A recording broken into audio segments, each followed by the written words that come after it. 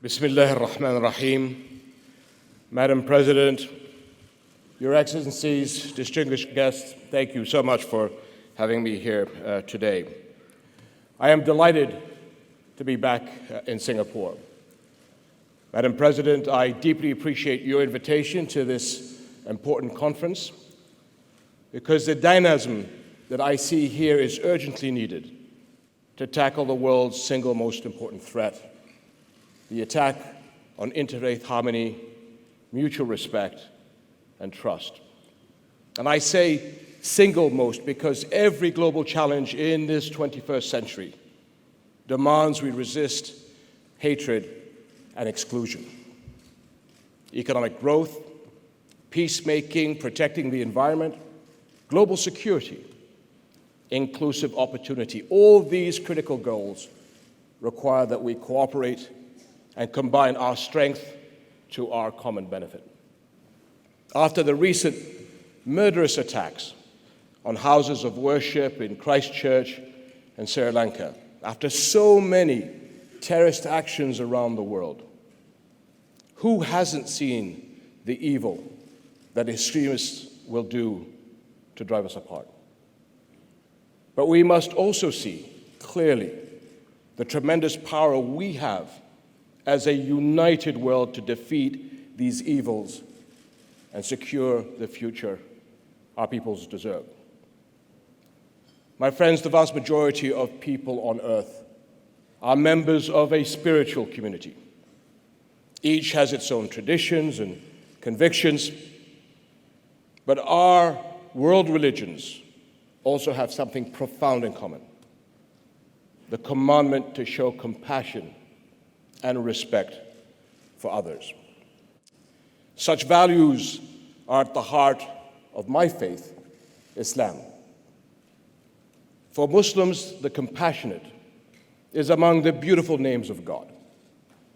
For the Quran says, "Call upon God," or "call upon the most merciful," whichever you call upon, and to him belong the most beautiful names. In his compassion and mercy, God requires that we in turn show mercy and compassion, respect others, and live in peace.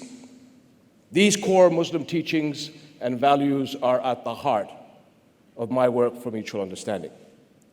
And I'm joined by 1.8 billion other Muslims who live and work in partnership with their neighbors to create a better world.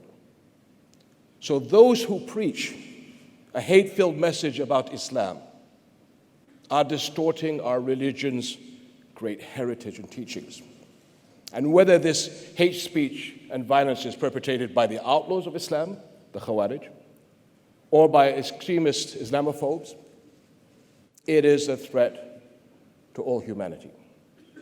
And the fact is, to love one's neighbor is not just an ideal. It is the golden rule that enables all of us to live side by side, to look beyond ourselves, and to achieve what we can only achieve in common. We need to defend this global social cohesion with all our might. And allow me to suggest 3 areas of special attention. First, let us gather our forces. The billions of people on earth who seek peace and harmony. And I'm pleased that 2 joint initiatives, the La'ammal message and A Common Word, have inspired positive exchanges worldwide. Jordan also sponsored a UN initiative, the annual World Interfaith Harmony Week, to encourage far-reaching dialogues of mutual respect. And I congratulate Singaporeans for their sterling participation over the years, with a wonderful focus on young people. A second priority must be to take advantage of the tools of the modern world.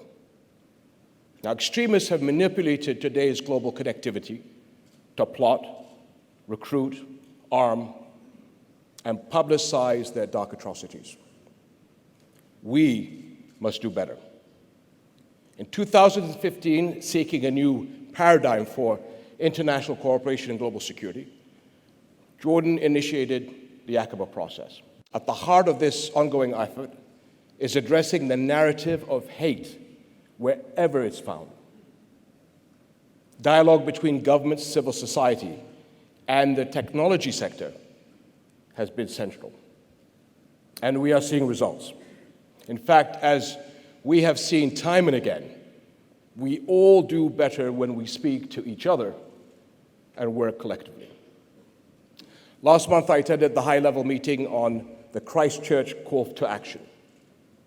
This meeting focused on safeguarding the online environment from those who abuse it to do harm to others.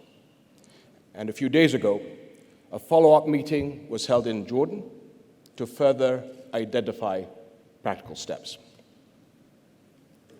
But solutions are not exclusively the job of governments and big companies. In a very real way, the internet belongs to its users. Moderate, positive voices need to reclaim this space and redirect the dialogue away from misinformation, insults, and fear, and towards understanding and respect. Young men and women have a vital role in speaking up on social media and social networking sites and using their talent for innovation to promote mutual understanding and hope.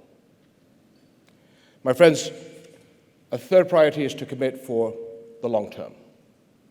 We face a complex and evolving threat.